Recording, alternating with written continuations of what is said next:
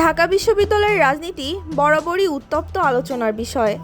সেই প্রেক্ষাপটে এবার আলোচনায় উঠে এসেছে ইসলামী ছাত্র শিবিরের এক প্রভাবশালী নেতা নুরুল ইসলামের বক্তব্য, যা শোনার পর অনেকেই অবাক হয়েছেন। আবার অনেক তরুণ তা থেকে অনুপ্রেরণা পেয়েছেন।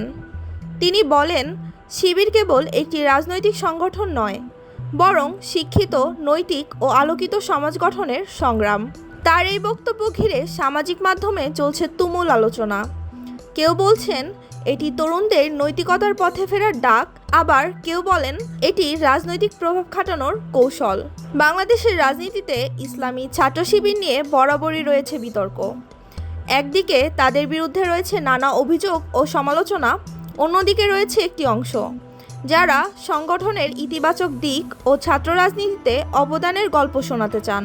শিবির মানেই ভয়ঙ্কর, এই প্রচলিত ধারণাকে ভেঙে দিয়ে নুরুল ইসলাম চেষ্টা করছেন বলতে, শিবির মানেই মেধাবী, শৃঙ্খলাবদ্ধ ও নৈতিকতার চর্চা। বিশেষজ্ঞরা বলছেন, এ ধরনের বক্তব্য রাজনৈতিক মাঠে সংগঠনের ভাবমূর্তি পাল্টাতে সাহায্য করতে পারে। তবে তরুণ প্রজন্মের কাছে আসল প্রশ্ন, এই বার্তা কতটা বাস্তবায়িত হবে আর কতটা থেকে যাবে কেবল বক্তৃতার ভেতরেই।